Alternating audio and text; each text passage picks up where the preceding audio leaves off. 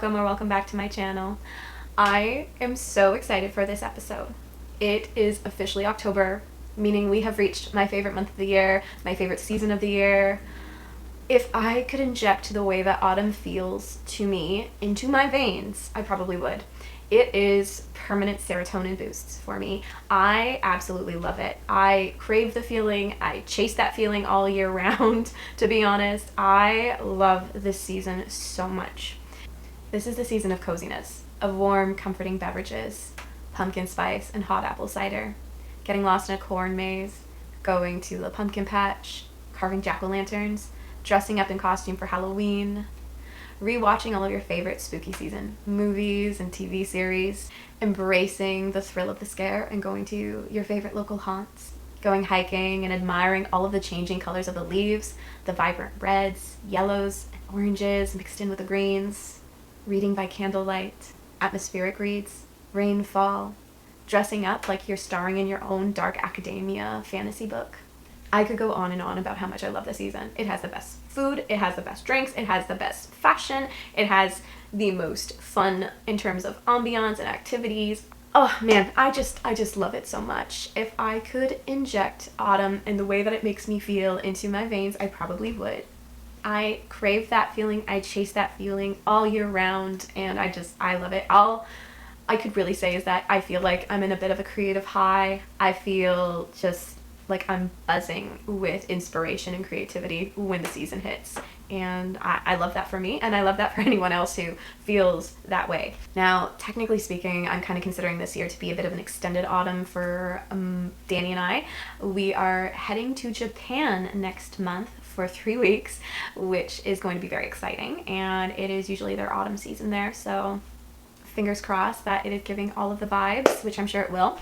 But I'm really excited for it. So normally we go all out for October. We have a pretty jam-packed calendar full of activities that we do, but we kind of are doing a little less this year, needless to say, because November is going to be very busy and it's going to be very adventurous, which is very exciting. Make no mistake, we are still going bananas for autumn and Halloween, so this episode is going to be a bit of an ode to the season.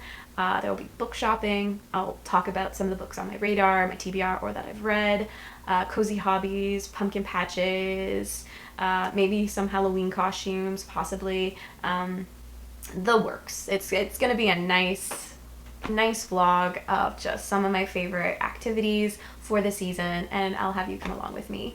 And yeah, we'll spend some time together. Let's get to it. Let's enjoy this magical season together.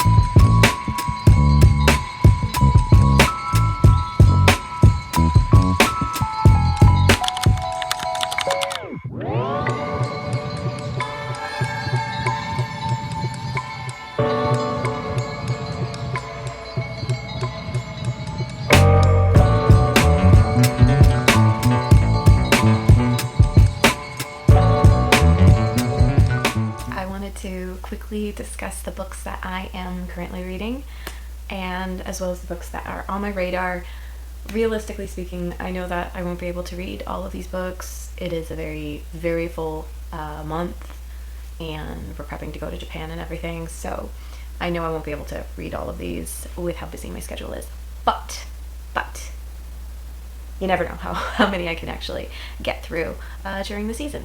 I figured I would start with the books that I am currently in the middle of reading. First up, we have The House in the Cerulean Sea by T.J. Klune, which is a cozy fantasy, very heartwarming story, and it follows a character named Linus who works for the department in charge of magical youth, and he is tasked with a secret job to go and check in on the status of an orphanage that he's heard nothing about.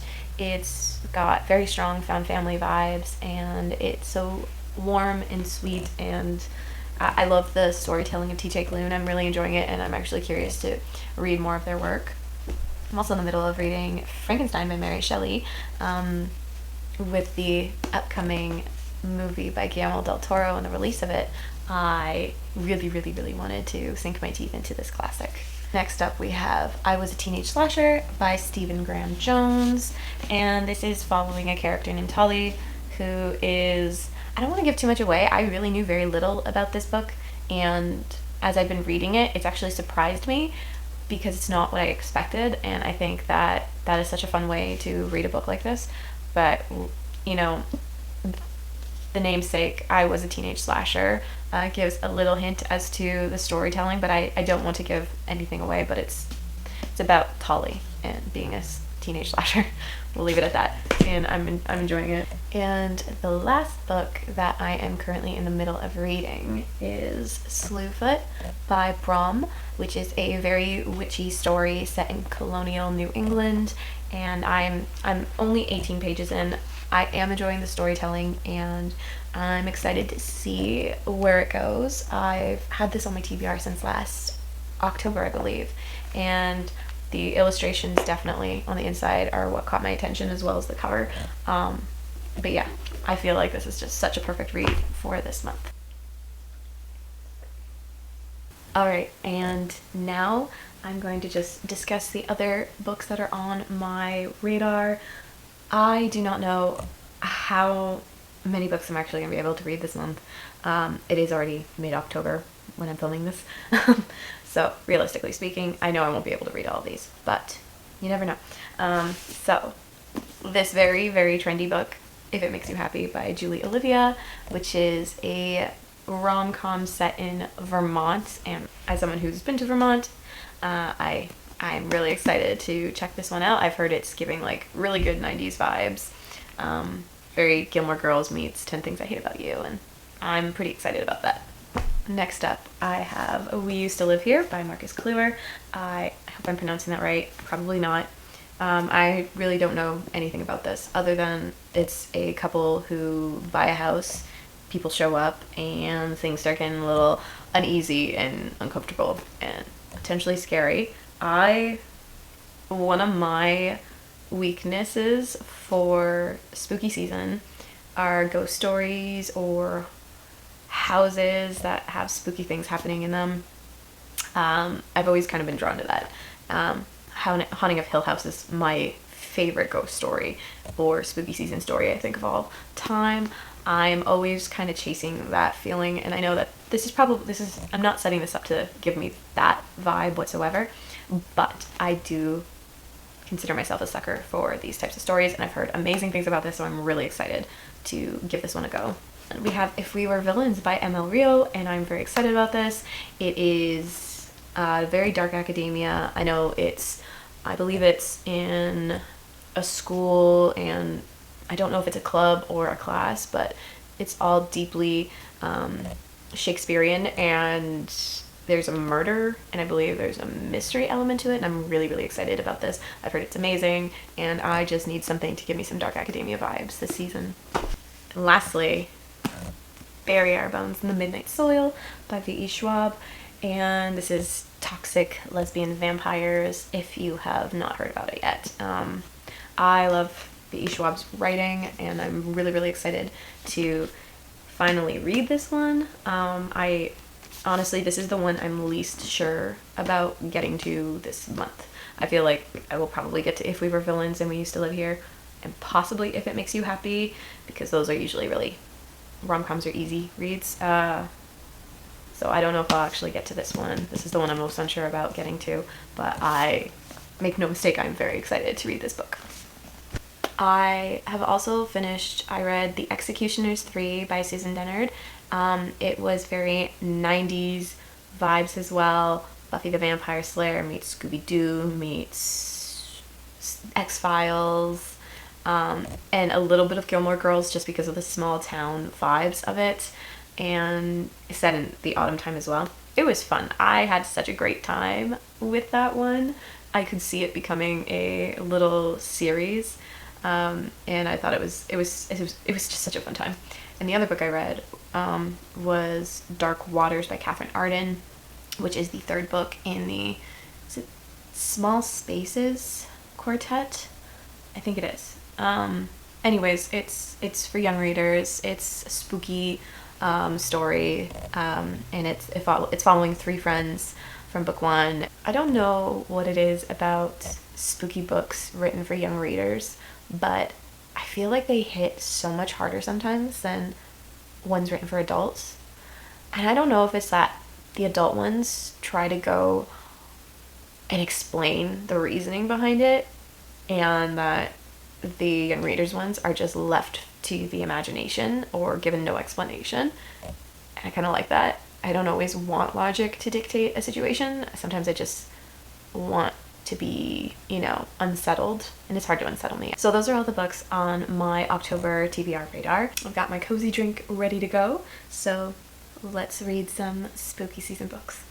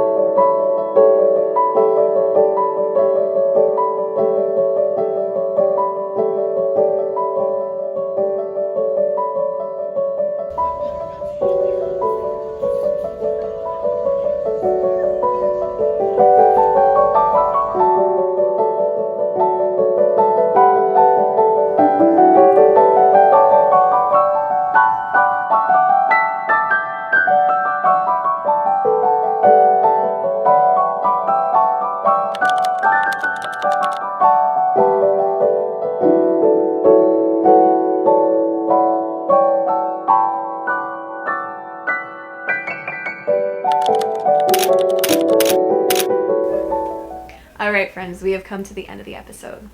If you stuck around to the very end, comment below what books you've been reading. I hope you all have the most magical, whimsical, and spectacular October. Bye, friends.